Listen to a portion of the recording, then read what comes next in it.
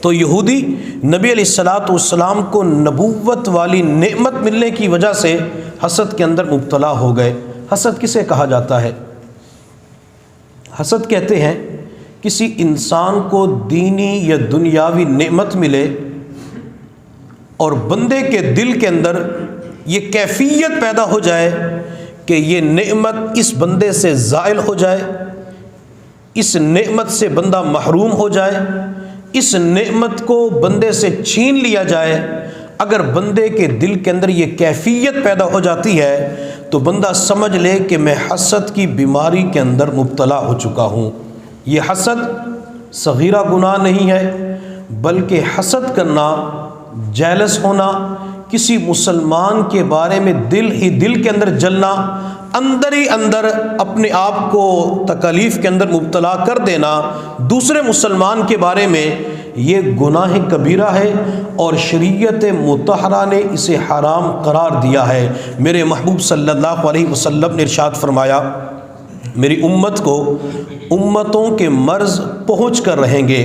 حضرات صحابہ کرام نے عرض کیا، اللہ کے نبی امتوں کے مرض کیا ہیں؟ تو میرے محبوب صلی اللہ علیہ وسلم نے ارشاد فرمایا، تکبر، تکاثر، تنافس، حسد، یہ امتوں کی بیماریاں ہیں اور میری امت کو یہ بیماریاں پہنچ کے رہیں گی۔ چنانچہ ہم لوگوں کو دیکھتے ہیں، لوگ تکبر کے اندر مبتلا بھی نظر آتے ہیں، لوگ حسد کے اندر بھی مبتلا نظر آتے ہیں۔ تو نبی علیہ الصلوۃ والسلام نے آج سے 1400 سال قبل جو حسد کے بارے میں، تکبر کے بارے میں پیشن گوئی ارشاد فرمائی تھی، آج امت ان روحانی امراض کے اندر مبتلا ہو چکی ہے۔ اور میرے محبوب صلی اللہ علیہ وسلم نے ارشاد فرمایا، اگر لوگ آپس کے اندر حسد نہ کریں تو اللہ تعالیٰ نے انہیں جو نعمتیں عطا فرمائی ہے، اللہ ان نعمتوں سے کبھی بھی محروم نہ فرمائے۔ آج کی دنیا کے اندر انسان دولت سے، انسان مال سے، آسائش سے، عیش و عشرت سے، انسان مادی نعمتوں سے جو محروم ہو جاتا ہے، اس کی بنیادی وجہ یہ ہے کہ انسان کسی کے ساتھ حسد کے اندر مبتلا ہوتا ہے۔ اللہ اس بیماری کی وجہ سے اس بندے کو ان نعمتوں سے محروم فرما دیتے ہیں۔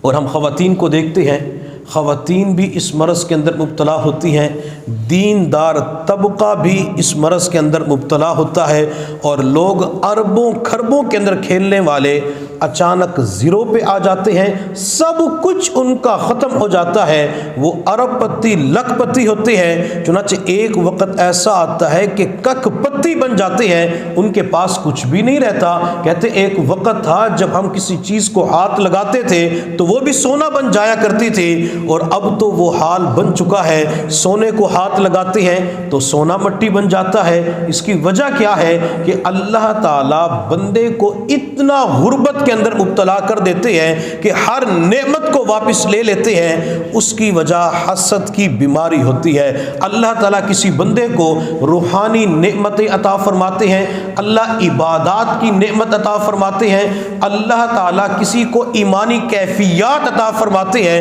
5 وقت کا نماز پڑھنے والا، تکبیر اولیٰ کی پابندی کرنے والا، تہجد، اشراق، چاشت کی پابندی کرنے والا، ذکر و اذکار کرنے والا، مشائخ کی صحبت کے اندر بیٹھنے والا۔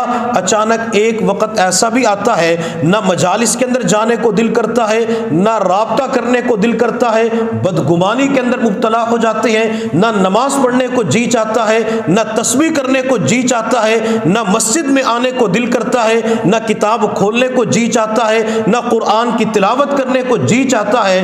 اگر بندہ ان روحانی نعمتوں سے محروم ہو جائے تو بندہ سمجھ لے کہ میں حسد کی بیماری کے اندر مبتلا ہوا، اللہ نے اس بیماری کی وجہ سے مجھے روحانی نعمتوں سے محروم فرما دیا۔